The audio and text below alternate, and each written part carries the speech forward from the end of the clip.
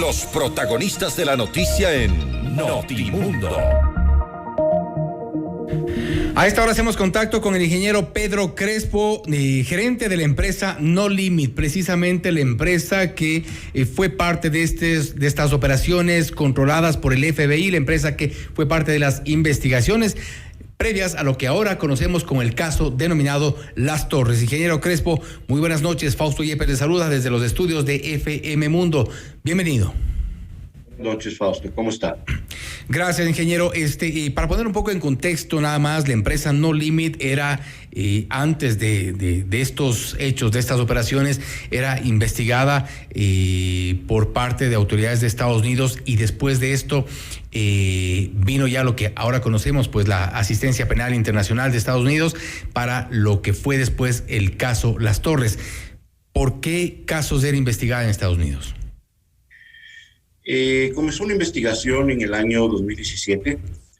Se le notificó a mi socio sobre unos temas igual relacionados al mismo tema de Las Torres, por temas de extorsiones cometidas por funcionarios de Petroecuador. Mi socio acudió voluntariamente a los Estados Unidos, reconoció el error y es un tema que ya fue juzgado en los Estados Unidos. Ahora, a raíz de estas investigaciones por las cuales inclusive se sabe fueron juzgados, fueron condenados, cumplieron la condena, hubo un nuevo episodio ya con las autoridades de Petroecuador, y esto fue el pedido de dinero a cambio de poder gestionar el pago de facturas, tomando en cuenta que la empresa No Limit es una empresa que había sido ya durante varios años, en varios procesos, proveedora de servicios para el Estado, en este caso para Petroecuador. Sí, nosotros somos proveedores del Estado desde el año 2012. Todavía mantenemos contratos abiertos que no se han logrado cerrar. Y en el año, a pesar de todo lo que ocurrió hasta el año 2007, entre el año 2014 y el año 2017, en el año 2019 nos volvieron a contactar para solicitarnos dinero, nos exigían dinero a cambio de agilitar pagos o de entrar a esa situación, en la típica situación que Petroecuador te pone contra la pared, no te paga y asoma el comedido para ofrecer sus servicios y poder lograr los cobros. Nosotros no accedimos. En nuestro caso se grabó. En el contexto hay 3 grabaciones, Fausto. La primera se grabó en el 29 de abril, si no me equivoco, del año 2019, en las oficinas, entiendo que del señor Flores, con el señor Barrera y el señor de la Torre. En esa reunión nos exigían el 20% para agilitar el pago de una planilla que se nos adeudaba, y una planilla que estaba retenida en un tiempo, unos 5 o 6 meses, y también por la reactivación de un contrato el 15%. En este caso, para un poco ubicar a los personajes que están involucrados en esto, Raúl de la Torre era asesor de Petroecuador, ¿verdad? Sí, asesor de la Gerencia General de Petroecuador, que estaba a cargo de Pablo Flores. ¿Roberto Barrera era un personaje cercano a este círculo? Sí, él se presentó como una persona que le conocía desde su niñez, que había trabajado con el abuelo. Es la persona que, según lo que decía, inclusive según señalan muchas partes del proceso, tramitó y apoyó la incorporación de José Raúl de la Torre a Petroecuador, con Pablo Flores. Ya, perfecto. Entonces, ustedes grabaron estos pedidos, el pedido de pagos para poder gestionar el cobro de la empresa que le correspondía por los trabajos realizados. Sí, se grabó. El funcionario de No Limit que me acompañó, grabó. Salimos de la reunión, me enteré que se había grabado. Nuestra primera decisión fue mandar esto a nuestros abogados en Estados Unidos, que presentaron las autoridades americanas, y se inició todo un proceso que es lo que se conoce como una operación controlada en los Estados Unidos, en la cual se dieron varias reuniones allá. Yo asistí a la primera reunión. La primera reunión fue en la ciudad de Miami. Fue en un apartamento, entiendo yo, que de las autoridades americanas, fue monitoreado por el FBI, Y en esa reunión, José Raúl de la Torre dio pues detalles de qué cantidad se tenía que recibir por cada persona y qué personas eran las principales o los principales beneficiarios de los pedidos o de estas exigencias de dinero. Eso quedó marcado en una servilleta, esas servilletas se entregó a las autoridades americanas, y en esa misma reunión él pidió que había llegado sin dinero, que por favor se le den algo en efectivo y que se le preste la tarjeta de crédito. Esto nosotros obviamente solicitamos la autorización a las autoridades americanas, accedieron y se hizo la primera, digamos, gestión controlada en una entrega de dinero por $30,000 y en compras que salió conmigo a hacerlas.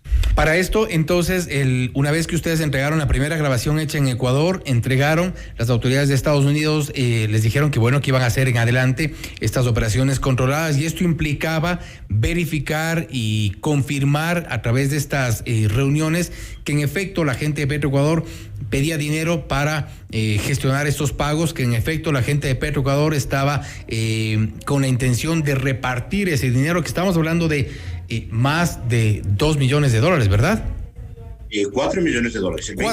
Por una factura de 20 millones, pedían $4 millones. Es decir, pedían $4 millones, y para esta primera reunión ya con la vigilancia y el seguimiento de las autoridades de Estados Unidos, es decir, del FBI, ellos ya establecían, en este caso Raúl de la Torre establecía los montos que iban a cada uno de los involucrados en esta trama y a cada uno de los responsables de que este pago pueda llegar a feliz término, por ponerlo de esta forma, porque estaban involucrados Contraloría General del Estado, Petroecuador, Contraloría, para saber que no existían glosas y para confirmar que no hayan observaciones al proceso de contratación, Petroecuador para gestionar los pagos, y había también gente de la Presidencia de la República durante la administración de Lenín Moreno.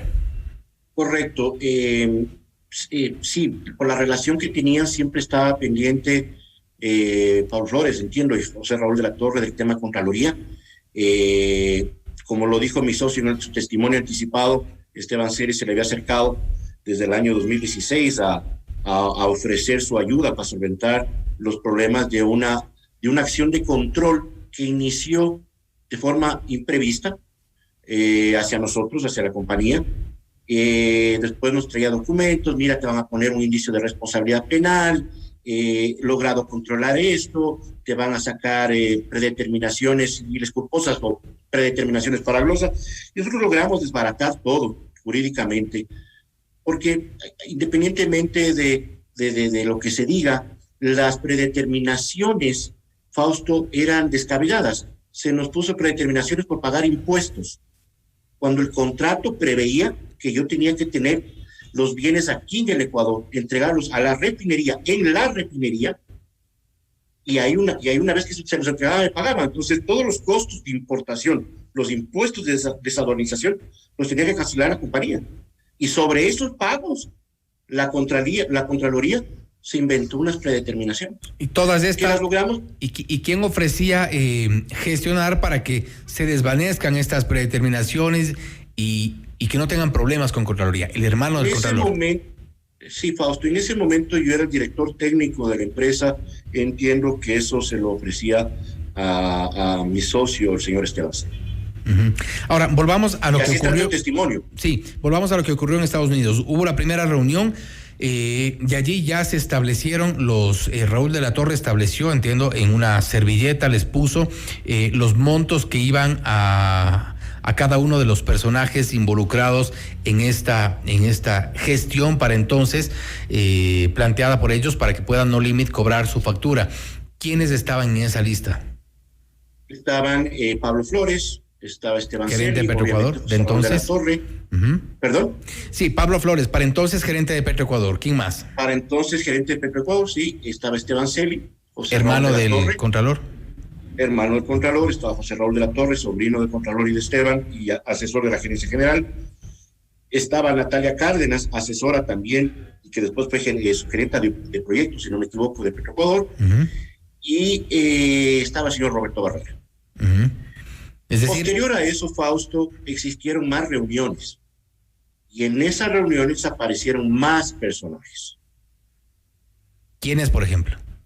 En esa reunión, que esa reunión ya no asistí, en esa reunión estuvo únicamente el señor José Luis de la Paz con ellos, viajó el señor de la Torre con el señor Ángelo Rodríguez, ahí apareció la señora Yomara López, apareció José Augusto Briones, apareció, inclusive ya dieron las cuentas del hermano del señor Briones, Luis Adolfo Briones, y otras personas adicionales que iban a recibir dinero o eran beneficiarios, no lo sé.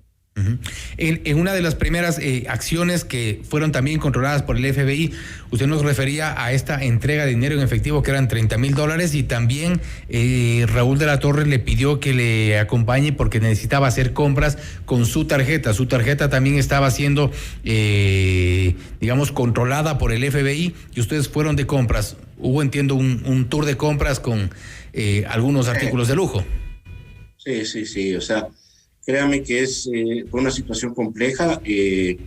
Inicialmente me opuse, pero dado lo que estábamos haciendo, dado la operación controlada y nuestra colaboración con las autoridades americanas, accedí, salí con él, me pidió, quería comprarse un reloj, un Rolex, fuimos a Rolex, compré un Rolex, fuimos a una tienda de ropa, si no me equivoco, era Louis Vuitton, y después fuimos a MAC y compró artículos de MAC, alrededor de $20,000-25,000. Todo eso, todos sus gastos fueron controlados, monitoreados, no seguían.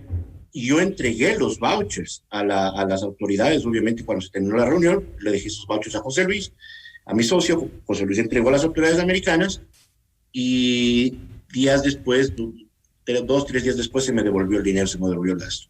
Uh-huh. Ahora, en el resto de reuniones, usted menciona que aparecieron ya el resto de personajes, incluso entre ellos José Augusto Briones, quien, hay que decirlo, él falleció en circunstancias bastante extrañas, ya una vez detenido en la cárcel 4 de Quito.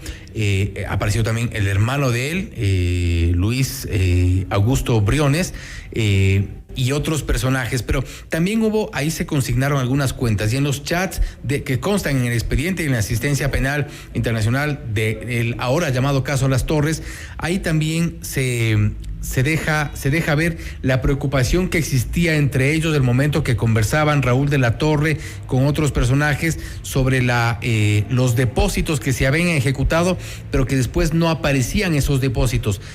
Ahí que debemos entender que las autoridades de Estados Unidos también estaban controlando todas estas operaciones, estos supuestos depósitos de los cuales aparecían los documentos de depósito, pero no aparecía el monto. Obviamente nosotros no pagamos, nosotros no hicimos ninguna transferencia, todo eso fue parte de la operación controlada manejada por el Departamento de Justicia y por el FBI. Es más, en la última reunión, inclusive, se menciona en parte del proceso, en las conversaciones del proceso, sobre un asesor financiero que tiene José Luis en esa reunión, un señor Mariano. Mariano es un agente del FBI encubierto, nosotros no sabemos ni el nombre, yo no lo conozco, más yo no estaba presente, pero como te decía, esto fue todo controlado, no hubo una sola transferencia. Mariano entonces ya era uno de los agentes infiltrados en las reuniones, en los grupos donde se estaban pidiendo estos sobornos y estos pagos, estas transferencias, inclusive con nombres, números de cuenta que estaban supuestamente asignados, algunos inclusive de lo que se conoce en Centroamérica.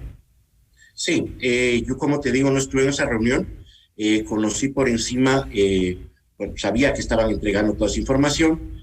Y ahí es cuando yo recibo ya en Ecuador la segunda llamada. Justo en la última reunión donde está Mariano recibo la segunda llamada, una llamada de parte de la señora Yomara López, donde me señala claramente que si nosotros no cumplimos los acuerdos a los que habría llegado el señor de la Torre, íbamos a sufrir graves problemas. O sea, nos dijo muy claro que el señor Briones nos iba a perseguir hasta destruirnos. Ese fue el mensaje y eso está en el audio, ellos lo pueden escuchar. Y hay una tercera grabación que es y ahí se confunde mucho esto, porque yo creo que los abogados de la defensa han tratado de mezclar las cosas. Hay una tercera grabación que se da en febrero del 2021, porque esto no va a dejar de pasar, Fausto. Ecuador no va a cambiar. Esta tercera grabación de febrero del 2021 me llama un exfuncionario a decirme que el gerente de refinación en su momento, Daniel Orellana, solicitaba recursos para pagar nuestra planilla. Entonces, esto es común. Y esa grabación obviamente sí le entregué aquí a las autoridades ecuatorianas. Esta dinámica de cobros, de pedido de sobornos, para ponerlo con el nombre que corresponde, esto, usted dice, es una dinámica que se ha mantenido históricamente, siempre ocurre, para cobrar una factura por un producto entregado, por un servicio dado, le piden coima.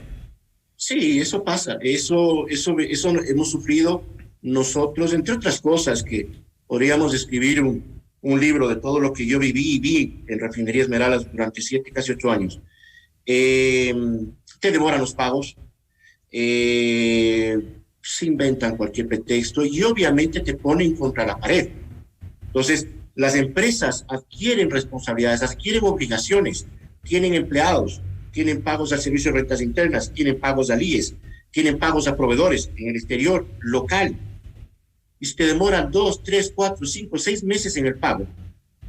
Entonces, ese es el común denominador. Nosotros tenemos en este momento, Fausto, parte de las retaliaciones que yo vivo desde la época del señor Flores como representante legal de Petroecuador, porque él conoció, eso es importante también que conozcas, una vez que se da la detención de José Raúl de la Torre, yo regreso, yo estaba de viaje, no en los Estados Unidos, estaba en Europa, regreso y me reúno con él. Me preguntó y él estaba, Pablo Flores, Natalia Cárdenas, las oficinas de Petroecuador, una reunión oficial. Me pregunta si es que yo conocía algo por la detención de José Raúl de la Torre y Roberto Barrera. Obviamente tenía que decir que no. Salí de la reunión y empezó un bloqueo completo. Pasaron unos 2 meses y en agosto, septiembre de 2019 me reúno con él a través de un abogado, que inclusive ese abogado es testigo de la defensa y lo ha ratificado en su versión. Me reúno con él en el Hotel Marriott. Y eso es algo que la defensa del señor Flores no lo dice. Me reuní con él en el Hotel Marriott y le conté absolutamente todo. Le dije que había una grabación. Él salió de esa reunión en el Hotel Marriott un domingo y no lo denunció, Fausto. No lo denunció. Mandó un oficio a la fiscalía solicitando una asistencia penal para saber qué es lo que pasaba con el señor de la Torre o Barrera, y otro oficio pidiendo una asistencia penal internacional para saber qué había pasado con un caso en la que tiene alguna responsabilidad no límite del año 2015. Pero él no denunció. Y a partir de ahí empezaron las retaliaciones que hasta el día de hoy no logro cerrar los contratos. No contestan oficios, totalmente corchados, cerrados el diálogo.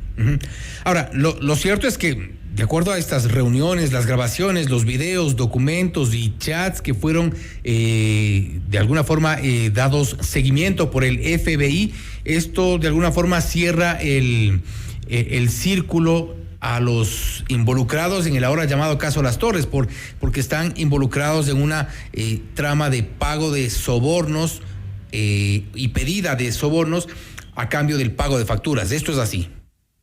Es un pago es un pedido, es una exigencia, es una extorsión, es un pedido de dinero para realizar los pagos. Y todo quedó grabado por el FBI. Es una exigencia de ellos, no es una propuesta nuestra, es una exigencia de ellos, y obviamente a cambio de nosotros cumplir esa exigencia nos pagaban.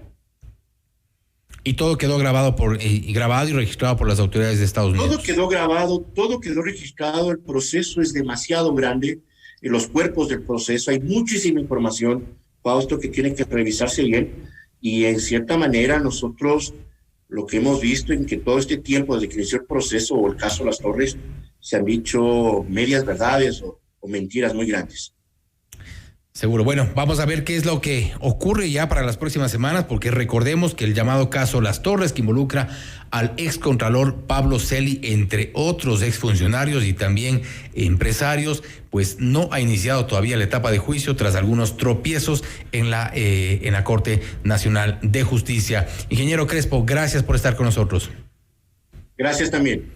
Ha sido el ingeniero Pedro José Crespo, gerente de la empresa No Limit, una de las empresas que ha facilitado en su momento, luego de algunas investigaciones previas, las operaciones controladas por el FBI. Ahí la grabación de reuniones, videos, documentos y chats habrían dado paso a lo que ahora conocemos como el caso Las Torres, que involucra al ex contralor Pablo Celi, a su hermano Esteban Celi, entre otros procesados. El caso espera la etapa de juicio. Esto es Notimundo Estelar, siempre bien informados.